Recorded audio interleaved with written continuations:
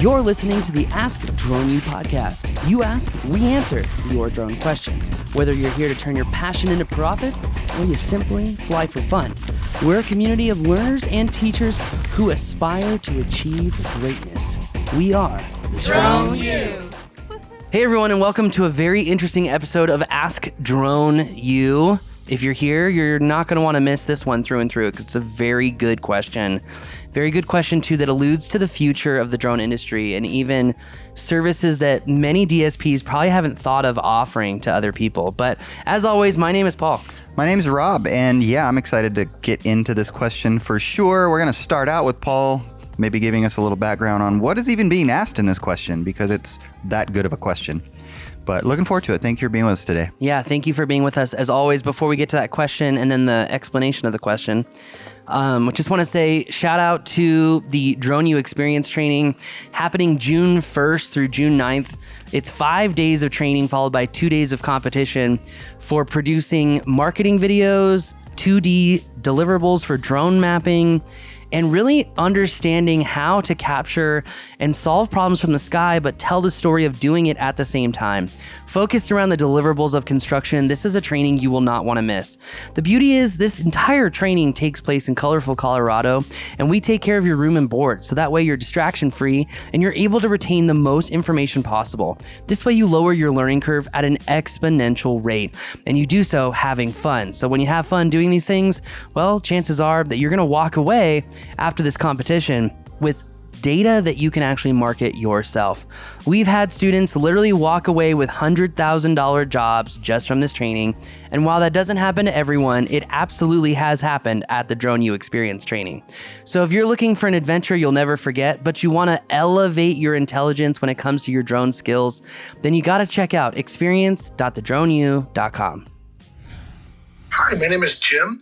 As you know, a growing number of municipal law enforcement authorities are evolving their drone as first responder programs from what has been referred to as DFR 1.0, requiring a human visual observer on the roof, to DFR 2.0, which, as I understand it, typically requires not only the beyond visual line of sight waiver, but also some type of detect and avoid radar and sensor-based unmanned traffic management system. A police department in an adjacent municipality here in the Chicago suburbs is developing a UTM system for their new DFR 2.0 program. And my question is, as more and more of these systems are built for the drone airspace, are there any benefits to private sector drone service providers soliciting work in these communities, perhaps in the drone delivery space, surveying, or any other area of drone business? Thanks. Thank you, Jim. Really appreciate the question. You're asking some really great questions, kind of all built into one that pertain to the future of the drone services industry and what's possible and kind of what some of the regulations that we're looking at are coming down the pike or are already here, and how do we navigate those? And so, yeah, I got to be honest. I think an explanation of kind of even what he's asking would be helpful for me and probably some other people. Well, first of all, I just want to say, Jim, I really appreciate your question. It's a very good question. I think it's also multivariate, which explains where, Rob and many people are coming of like, wait a minute, how does drones as a first responder impact private DSPs?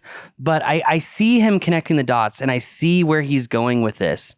In all honesty, I think that he actually he's onto something here. So long story short is we talked about in the news show last week, or should I say, last week. Unfortunately, I wasn't able to get to a news show again because I was traveling. I had actually filmed one, but wasn't ever able to edit it. I guess that United Wi-Fi wasn't as good as I thought it would be. But long story short is drones as a first responder just got a huge change up from the FAA. The FAA has essentially made their systems for acquiring DFR approval or waiver approvals much, much, much easier, as they now have a systematic methodology of laying out these DFR waivers for law enforcement as a whole. That being said, instead of having to file, a 20 to 100 page document about how you're going to be doing these operations, your safety and mitigation protocols, et cetera, it is now a simple questionnaire. So the FAA has proven once again in the best interest of the United States of America, I'm not sure that this is the best system to implement new regulations. But long story short, Rob, is the FAA has proven one more time that they are going to essentially let the first people who want to do advanced drone operations submit for waivers, figure out commonalities between those waivers, and attempt to come up with a system to simplify those waivers to allow these advanced operations. The problem is that this is why companies like Zipline thrived in other countries before they came to the United States, is they let everyone else pay the heavy lobbying and consulting fees to figure out how to get these waivers and essentially like let everyone else do that work while they were testing their systems abroad and figuring out, no, we need to know what actually works, what actually doesn't, and develop our tech. Because if you look at Zipline's drone delivery tech, it's outrageous. It is so cool. Like, now you're talking about the fixed wing. Yeah, but they launch. That's where that all started, right? Yes. Now, if you actually look at, they just started drone deliveries in Dallas this last week, or a city outside of Dallas, excuse me. It looks like a system of poles, and these drones come up and dock. Okay. And then take off and leave. Like, it's a really cool system. It's all automated. It's dope. How many things are they delivering? They just passed 1 million deliveries. But is it one person at a time? I think so, yeah. Okay. They are crushing it. Anyway, long story short is this just goes to show that the FAA system might not be the best for innovation because they allow a small group of people to pay an astronomical amount of money to Beltway bandits to help them figure out paperwork. Meanwhile, the FAA is figuring out how to handle the paperwork. Now the FAA has just let out a new system where they say, okay, even small departments, you're not going to have to spend an egregious amount of money to implement a DFR program, but you are going to need to do certain things for the DFR program to work. So now it's simply a questionnaire that they fill out. And once they fill out the questionnaire, they can get the waiver. It's that simple. So no more 100,000. Assuming the questionnaire makes sense? Yes, this is, again, many layers of assumptions. Okay. I'm sure the FAA would want to chime in right here and be like, but wait a minute, Paul, they have to make sure that they showcase safety and mitigation protocols, that they have the Hopefully. UTM. Yeah, all these the things. stuff, yeah. Which makes sense. Duh. Like, yeah, I agree. But now they're saying that there needs to be a sense and avoid mitigation protocol, meaning there has to be some technology beyond ADS-B that is sensing other aircraft in the airspace. Because of all the drones that have flown into airplanes? Yeah, I mean, actually, to your point, Rob, it was also in the news show 2 weeks ago that the FAA was testing a counter UAS system and literally triggered all the TCAS systems in passenger commercial jets, meaning that literally people are on approach into Reagan and it's like collision imminent. No way. Yeah, like literally. I need to watch your news show. Anyway, so like the FAA, I think you guys are testing this at the wrong airports, man. So, that's crazy. But bless their hearts, they're just trying to figure it out. Look, I'm not trying to blambast you, okay? No. But there has to be some system that's overlaying ADS-B with like drone remote ID with other systems, same stuff of like what was in that RFQ, essentially.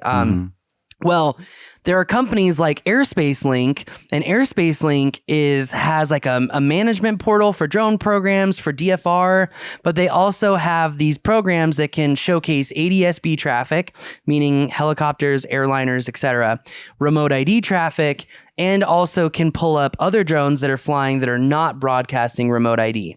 At least that is my understanding. I'd have to verify that, but that is what I've been told. Just based on radar or what? No, based off of the command and control link. So you know how I said years ago, I'm like, everyone thinks these DJI Air units can't be seen by drone detection systems. No. They were built to be seen by drone detection systems. So anyone who's been flying with DJI Air units, whether it's 1, 2, or 3, you're all being seen. And it's only a matter of time before all the illegal pilots will have massive enforcements against them because the FAA is aggregating data. I know that for a fact. That being said, Interesting. Eric, So many things come to mind that I'm not going to say on live on the show.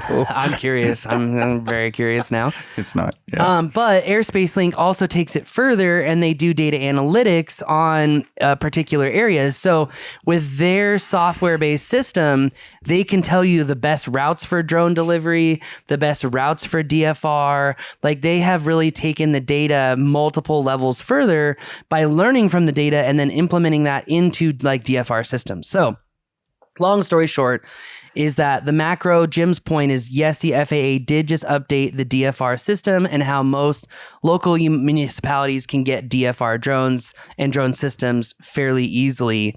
I think Airspace Link is by far the furthest along for offering these traffic management systems and systems in conjunction with DFR, mission management, and even drone delivery management. I mean, they're doing drone deliveries in, I think it's Detroit right now, where they're doing bicycle parts. This is so cool. They're literally flying parts from the manufacturer to their air hub. Which is in Canada, right? I don't know. I thought there was some I thought they were Canadian doing connection. cross-border Forgive me delivery, if but I'm I can't. wrong. Yeah, I can't remember either. Anyways, to be specific. they're now 75% more expensive. I'm just kidding. We don't need to go down that road. Carry on. Go ahead. But long story short is the drone flies with the part to Airspace Link's hub, which is a part of a large building where there's a lot of other companies. And essentially, they have an automated system, Rob, where the part gets off of the drone, goes down a conveyor belt, down an elevator, right into the manufacturer's like control Assembly room. line. Yeah. Yeah. Effectively. Yeah, which is dope. So I mean, like they are really far ahead. But Wow. this does bring up Jim's question is very apropos because there are many drone systems that are offering a plug and play drone delivery system. DJI's Flycart 30 is probably the most in the lead as far as offering that system. And honestly, I know DJI recently came out with a 40% discount on all of their ag drones, and I don't know if the Flycart 30 would be a part of that, but DJI's system with the Flycart 30 allows you to essentially create, waypoint flight paths to do drone delivery. You can, set up all sorts of drone delivery of wide variety of situations. You and I were talking about that this could give rise to mom and pop type stores to, like, for example, Arte Pizza, right? Arte Pizzeria is be a perfect example of this because you can now much more easily get a BVLOS waiver. We do expect Part 108 to still come out. I mean, the FAA is playing games with the Trump administration where they're saying, we're going to do an advanced notice of proposed rulemaking, not an NPRM, but a ANRPM. And it's like, Well, I'm going to do an AA. Yeah. Be careful with the lawfare. It doesn't benefit anyone. Remember, we talked about this. We wanted to do some testing of this with Daniel in the tea room. Yes. Like 6 years ago. Yes. I remember talking about that, right? Because, and to the point is... And that part of their business is growing, by the way. So maybe this is something I should get Daniel on. 100%. Well, and there are loopholes to not need a BVLOS waiver. And we talked about that and no one paid attention to it. Like golf course loopholes? Golf courses is a perfect example because we had an FAA official on where he's like, okay, well, if you own the land, you're not technically flying beyond visual line of sight, which a Flycart 30, you could fly 3,000 to 4,000 feet out and still have visual line of sight, still be able to seek and avoid, still meet the qualifications. What if you just put really big antennas that have LED lights going all the way up, but it weighs like 2 ounces? Yeah, that's a great... Yeah, I mean, you could have... There are other ways to... If you had directional strobes that you could see... Yeah, there's ways to do it. Anyways, okay, yeah. Yeah, the FAA did make it clear, though, that there are certain types of businesses that could qualify for drone delivery without needing a BVLOS or any drone delivery waiver. And it's you have to own the land that's start and finish, meaning golf course, right? If we're taking off and landing from like Triple B, okay. And then I had mentioned that this is something that I want to offer at Drone U as far as a course of how to create this because I've figured it all out. But you essentially have these boxes. Yeah. and they go out and the drone lands on the box and then it delivers the meal or beer or whatever down to a lower tier. So that way, the blades aren't spinning near anyone's head. You have elevated positions that, let's say someone orders a beer on hole 3, by hole 4, they're getting it. Mm-hmm. And then you make money not just on the delivery, but on every transaction. Is there a delivery fee associated with it? I would do a delivery fee. Like I think $1.50 or something small. Yeah, something small. You can't take a whatever $8 beer and make it $16. No, but you can make it 10. Yeah. And say it's a convenience fee, and people you go will to pay a that. ballpark, it's a $16 beer. So Yeah. Anyways, don't get me started. Interesting. So I know it's fun to think of applications for this, but carry on. We don't have to. Well, and go just that going back granular. to the example of there are businesses that can do drone delivery. I think that there is going to be an impetus of mom and pop shops that have enough volume that most of their clients are within like a mile or 2 radius, which this is actually a lot of restaurants, grocery stores, small grocery stores, where they're implementing these plug and play systems like with the Flycart 30, and they're able to do drone delivery that's not beyond visual line of sight. And the DSPs could be setting up these systems and managing these systems. I mean, think about a golf course system. I already saw one company started and failed in North Carolina where they were offering drone delivery at the golf course for all food, all beverages, and you could even buy like balls and tees in case you ran out, like while you're out on the course. That could be me, so I like that. And long story short is, I think their problem is that most older gentlemen, which is 90% of the population for golf courses, preferred the cart girl interactions over the drone interactions. That's fair. I mean, that's an obstacle. Human behavior 101. It's a legit obstacle. I didn't think about that. Yeah, but I mean, like, to Jim's question, what can this do for the private entities, specifically DSPs? Drone delivery is starting to mature. Drone delivery is starting to become more acceptable by people. There are businesses, small restaurants, vineyards, large-scale manufacturing, golf courses that could all benefit from these drone delivery systems. A Flycart 30 can do it. What is it? Sunflower Labs is a perfect example. I think of what's his face from Baltimore, but I don't know if he's still in business anymore.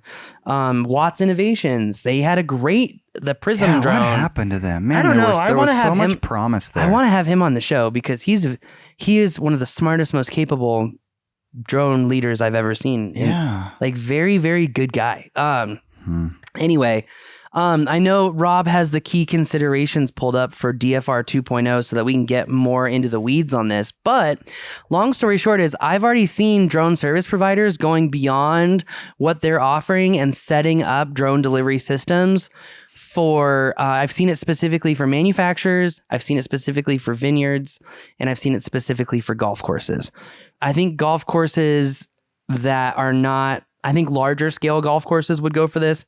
I don't think like the Mariana Buttes of the world, aka Loveland's top public course, would go for it. I don't know. I think it's a case by case in terms of the person running that organization or that like how much of a forward thinker are they? I think what you're going to run into is a place like, this is an extreme example, but the Masters. What's the name of that golf course? Oh, down in in Georgia. It Savannah? Not Savannah, Georgia. It doesn't matter. Wherever they are. Augusta, thank you. Those kinds of places are probably going to be like, hell no. That is the nicest regional airport you will ever see. Is that right? In 2006, it was beautiful. I don't know. You haven't been to Bozeman yet. Oh, okay. That's a really cool airport. I will say I just went to Chicago's O'Hare, and it looks like it was plucked out of 1940. It is ugly. Yeah. And then they sell not JFK, but the other New York airport. Maybe I haven't been there in a while. Newark? No. Newark, JFK, and I'm missing. What the heck is the other one? Anyways, it's been so nasty for a long time. Kind of like Dodger Stadium. Anyways, getting way off track here. One of the things that it talks a lot about is that this is the DFR 2.0. Thank you. The DFR 2.0 is that the drone in a box concept is a big part of what they're thinking here. Yeah. How does that play into anything that a drone service provider is going to be able to implement and integrate into their services? Or does it? Well, and this brings up something that I think should be said too. Just a quick switch track here is that in the news show too, we talked about a Chinese firm called Dark Navy, which was a security firm. And that security firm proved that in all DJI based docks, that there is an API keyhole that allows any country that if they have the URL and an API key can go in and remotely activate, control, and fly any DJI drone out of a dock. Like, talk about a security risk. Like, that's an actual security risk. It is. And there's no denying that. There's just so many things, though. Like, so many of our cars now could be remotely taken over by people, right? Almost anything can be hacked you can take now. over a Tesla Model 3 with a Flipper Zero. Which you can get on Amazon for $300. I still haven't programmed my Flipper. Anyway. No comment. Anyways, yeah. So the whole drone in a box thing, I guess you could buy a Skydio version, right? I don't know, $100 million. I don't know, whatever it is. Obviously exaggerating. So he mentioned, are there any other opportunities? I think a lot of people will find that comment quite funny. But are there any other? I'm really not tying. Anyways, I'm so pulling for American manufacturers. It's just getting exhausting. That said, go ahead. No, just American manufacturing. I want to have Adam back on the show. Please. And I want to go out to California and see how automated their manufacturing is. Because when people make the argument of how the hell are we going to bring manufacturing back to America, we don't have a low labor population. It's like, no, but we do have the highest concentration of software engineers in the world. We have this highest, concentration of manufacturing engineers in the world. We should be developing all automated factories. Anyway, I digress. Go ahead. Yeah, no, I'd love that conversation. It's time for an update, especially since their battery situation has changed a lot. It'd be good to get an update on that. Yeah. Because it seems like some things they've been working on came to fruition or are coming to fruition. So that would be really cool. Anyways, yeah. So because the question that he asked was, what are some ways in which this kind of new protocol, if you will, can help drone service providers? Obviously, drone delivery, which you've gone into some detail on, is one of them. But he brought up surveying and any other kinds of aspects. And I think is there really anything else? I think he brought up surveying because a lot of companies are trying to map out streets and they're trying to map out neighborhoods to better understand where the opportunities arise for residential delivery systems. And I mean, I think that's why Zipline has its dual vehicle system. Because if you notice, there's essentially a fixed wing multi-rotor drone flying, and it deploys that little Jetsons like robot that can nudge itself, and it doesn't actually like land. It touches the ground, drops off, and then zips back up into the sky. But that's like 100-foot long tether. It's a big boy. And how much weight can that hold? I thought it was a 5-pound payload, but I'm not. How much is a gallon of milk? That's a good question. I think it's 8 pounds. That's a problem. Anyways, I don't know. I just all the limitations, and it's really interesting to think about. It's like so much in our world. We talk about it on like a 50,000 foot level. The work gets done at the 5,000, the 1,000 foot level when you talk about these things and the practical application of them. It'll be interesting. You talk about any kind of delivery, small business. You're talking about grocery stores, wine, beer. Like now you got to kind of really think through your packaging and the way that it gets packaged so that it arrives to the destination in the way that it's intended. There's so much to think about. It's interesting. And so it'd be fun to kind of go down some of those rabbit trails someday on like actually taking a case study and solving for it. That it's something that I want to do. It's just that we've got more trainings than we've ever had lined up for this summer. So anybody want to take on that project? Yeah, I mean seriously, like because it's gonna be really cool. I want to buy the fly cart because when we talk about plug and play systems, we're not talking about coding. We're talking about just like setting up missions. You can teach it to learn from itself. Like you can set up, how it's dropping off packages. You know who would be perfect for this is freaking the next door neighbors that we're not big fans of is Stryker. You just got to slip that in, right? Yeah. Well, I mean, some of them we're fans of. Yeah, that's true. We've come a long way. We have. They've tried, Neighbors doesn't always go exactly the way you want it to. Doesn't go exactly the way they want it to. That is very true. So what about because one of the things Josh talked about, you guys, you may not have seen this yet, but Paul did a longer interview. I think it was like an hour and 10 minutes with Josh from Marriott. I mean, Josh Marriott from White's. That's funny. That is funny. A little bit of a Freudian slip. But I've watched most of it, parts of it. And one of the things he talks about in terms of DSPs helping construction companies, still lots of opportunity there. A lot of the larger ones like them, they have basically teams now that are doing the work for them. But you were kind of having a conversation about the drone in the box and kind of maybe pushing against it a little bit. And he was saying, hold on, there actually are some use cases for this where maybe you want to fly a site like every day to get a new map of that every single day and not have to send a person out there. Could a drone service provider set up a fully autonomous system?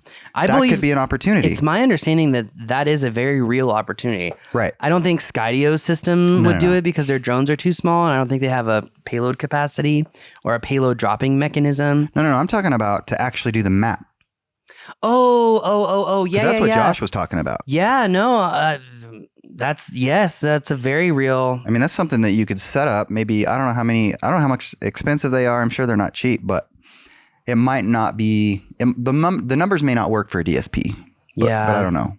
Is that a potential use case for what we're talking about here? I mean, I think so, because if you think about it, the environment changes from season to season, and having the aircraft know its routes and ability to navigate complex areas opens up more delivery capacity for any particular business. Yeah. I was just thinking that I think that there is a very real opportunity for, like at the Forge here in Loveland, where they've got two separate campuses and they're always sending stuff to each other. That would be a perfect example of drone delivery.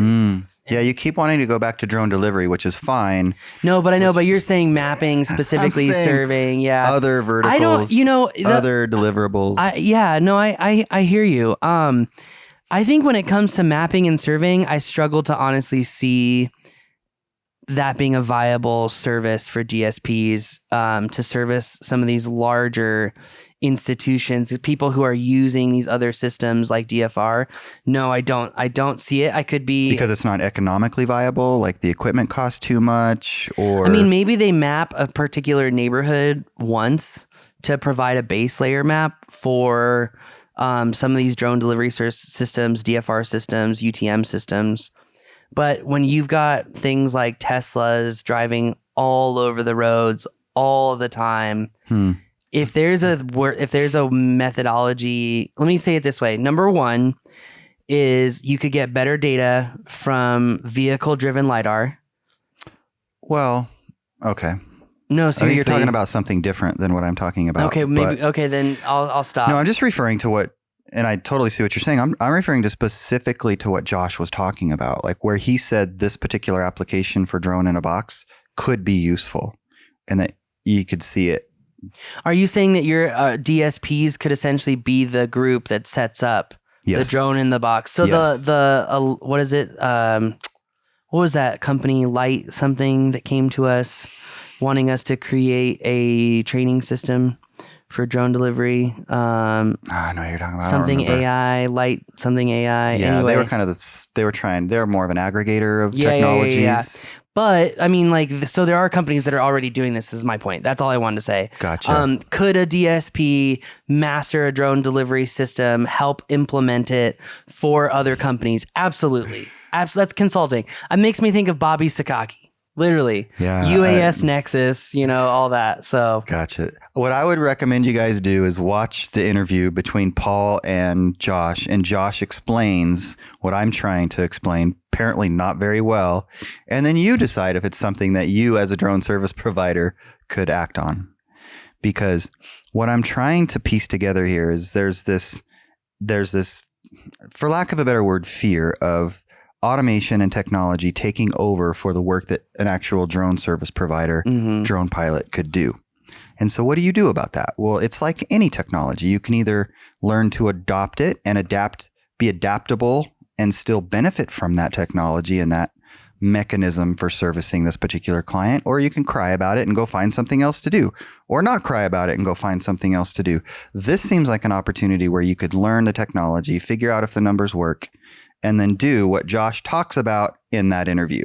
That's how I'm going to piece that together, because he was saying there is in his mind a use case for drone in the box on a construction site. Yeah. No, That's what I'm trying to refer to. And it comes down to frequency, volume, and reducing costs. It does. And the reason that I struggle to answer your question is because, for a consultant to be able to adequately provide that service to a construction company, they have to they have to really understand different drone in a box solutions. Sure. They have to understand security. They have to understand setting those things up, maintaining them, etc. Of course. But at the end of the day, what they're doing is they're setting up a company to replace them. So how many Are they really? I mean, I think that perspective could go either way, to be honest with you. But in some sense, yes. I mean, a lot of people say, and Adam Bry came on the show, came on the show and said it himself of like, I know a lot of people are worried about automation. I know that we've talked about like replacing the pilot. He goes, I think that we're augmenting the pilot. And I mean, this DFR 2.0 is a perfect example of how the reality is actually quite different.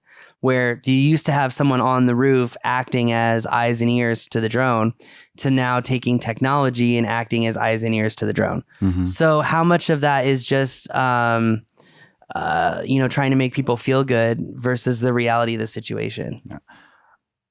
My goal is not to make anybody feel good personally, but get on the train that's coming by either way. We hear it every night. Yeah. Choo-choo. Yeah, no, I that's hear you. all I'm talking about. I hear you. But I hear you too. And I guess it's a decision everybody has to make for themselves. This is an opportunity the market will tell us in the next 6 months to 5 years.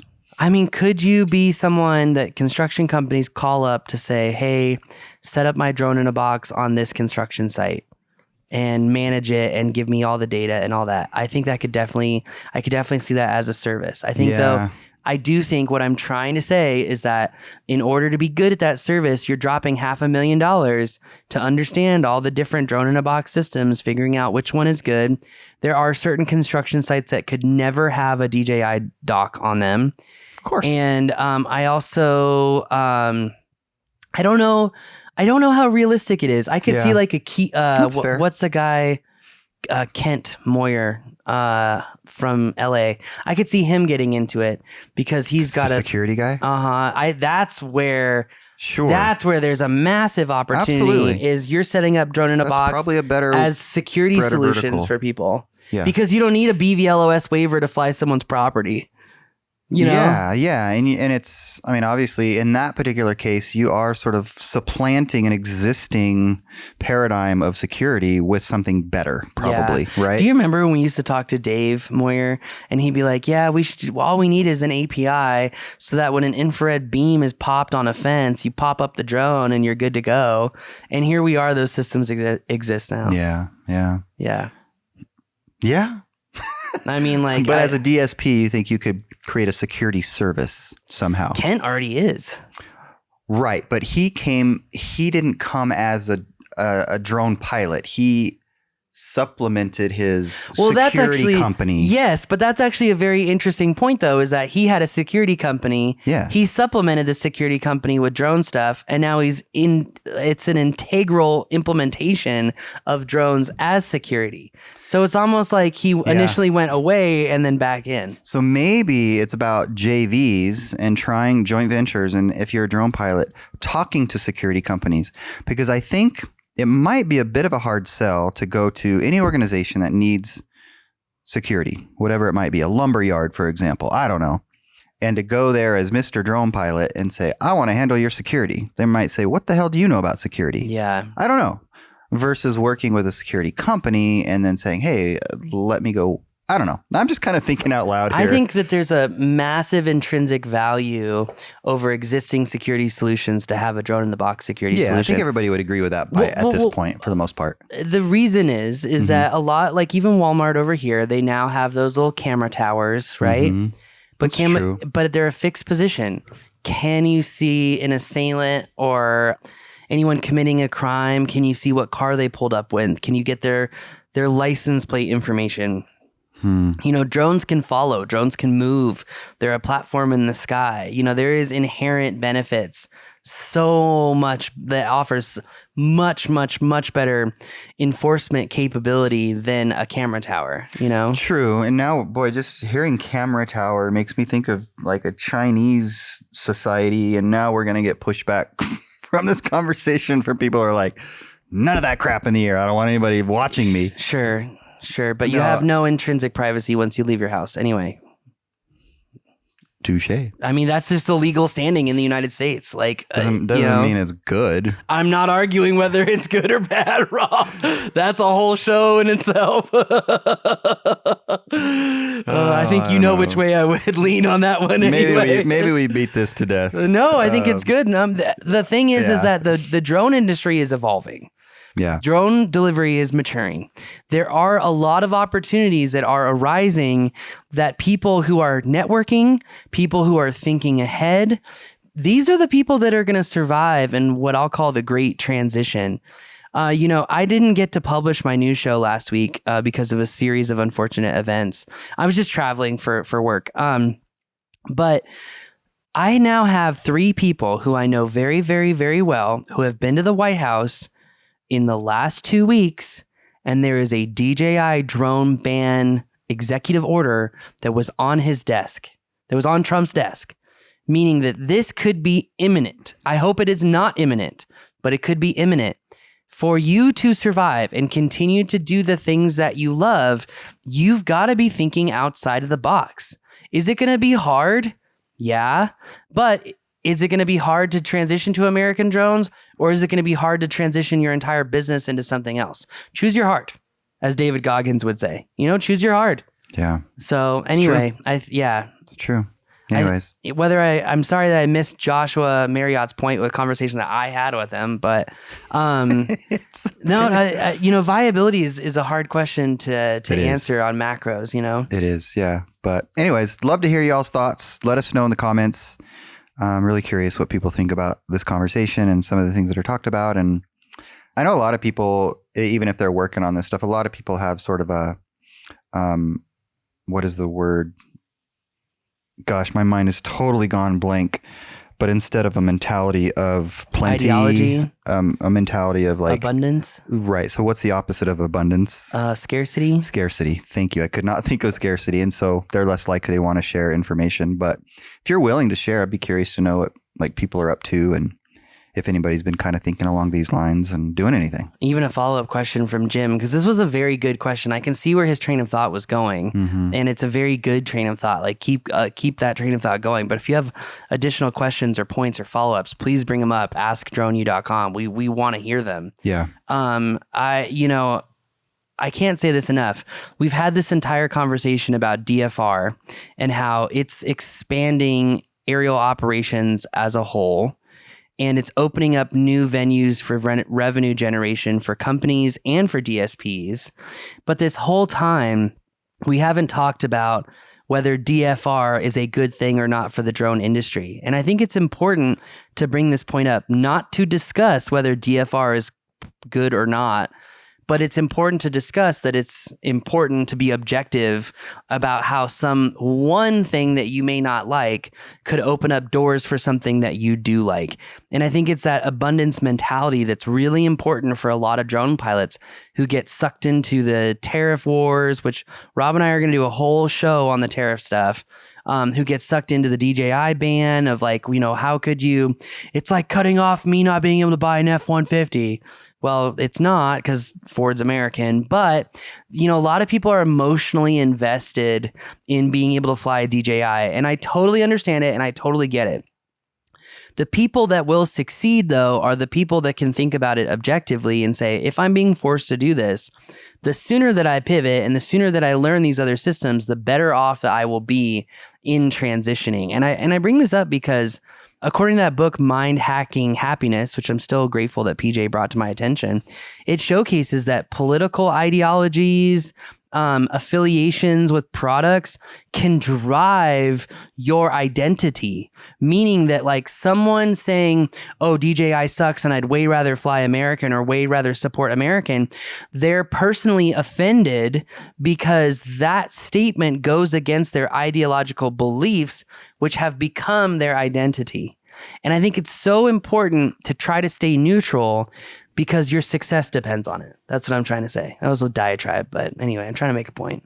Yeah. No, it's true. I mean, stay objective and be adaptable. Yeah. Because it's imperative. 100%. It really is. 100%. But Well, that's going to do it for us in this long-winded show, but this is a great thought experiment. I'm excited for what's to come because there's a lot to come. yeah, absolutely. Thank you for the question, Jim. I really do appreciate it. If you have a question, askdroneu.com. We'll see you next time.